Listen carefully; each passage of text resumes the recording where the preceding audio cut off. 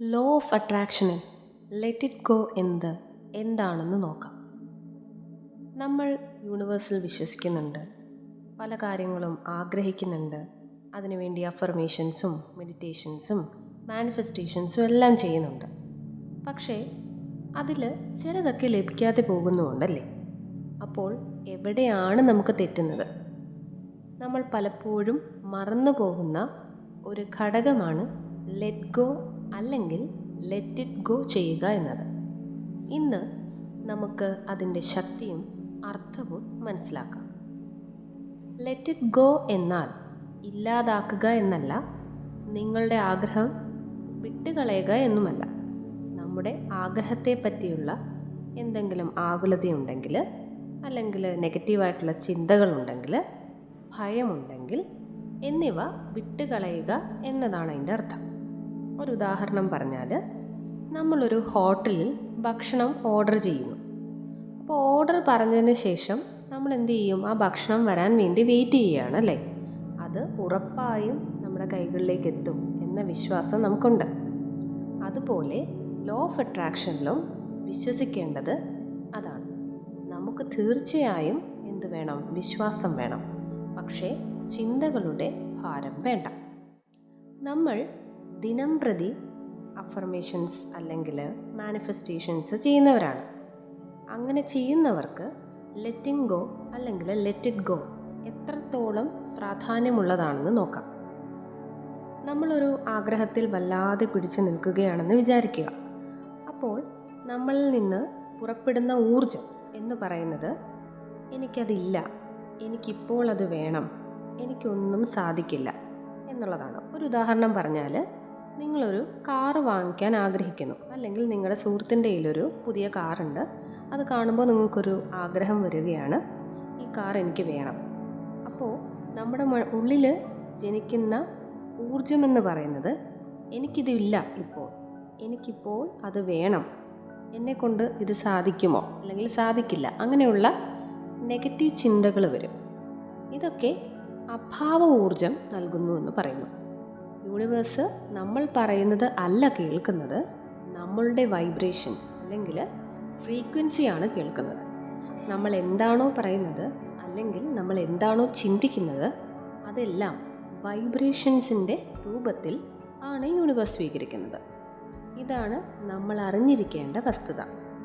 പക്ഷേ let it go ചെയ്യുമ്പോൾ നിങ്ങൾ പറയുന്നത് ഇങ്ങനെയായിരിക്കണം.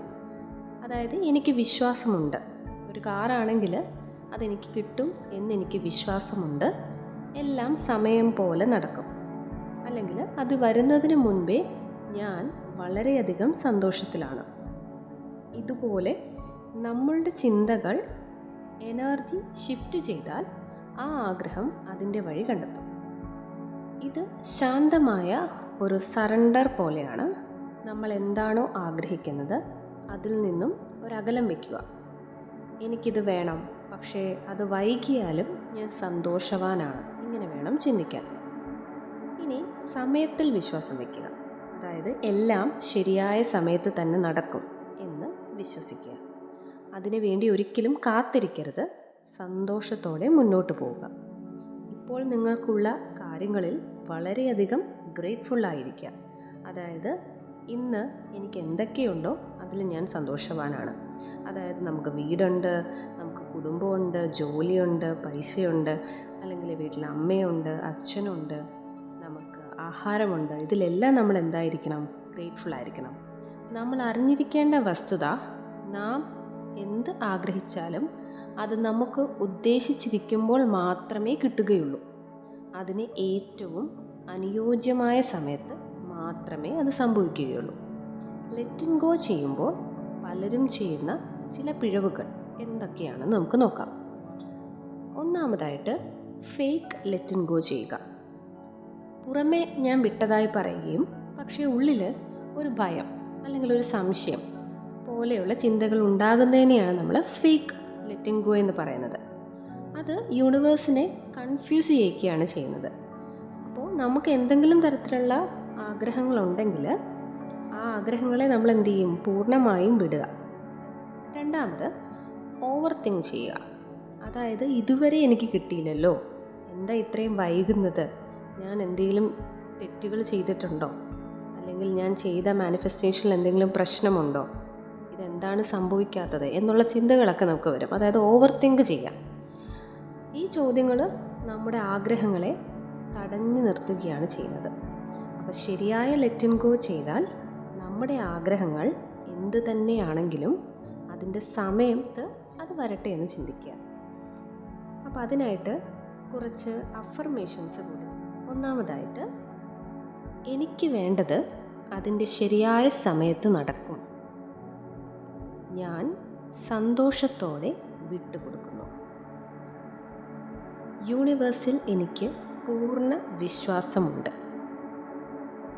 ഞാൻ ഇപ്പോൾ തന്നെ പൂർണ്ണമാണ്. എനിക്ക് എല്ലാം സന്തോഷത്തോടെ എളുപ്പത്തിൽ ലഭിക്കുന്നു. നമുക്ക് എന്തെല്ലാം വേണമെന്ന് യൂണിവേഴ്സിനറിയാം. പക്ഷേ ആദ്യം നമ്മൾ ആഗ്രഹം വിട്ടുകൊടുക്കണം. ആത്മവിശ്വാസത്തോടെ ജീവിക്കണം. അപ്പോൾ ആ ആഗ്രഹം അതിൻ്റെ ഏറ്റവും നല്ല രൂപത്തിൽ നമ്മുടെ ജീവിതത്തിലേക്ക് ഒഴുകി വരുന്നു. നിങ്ങളുടെ ജീവിതം സമാധാനവും ആകർഷണവും നിറഞ്ഞതായിരിക്കട്ടെ. Let it go and let it flow.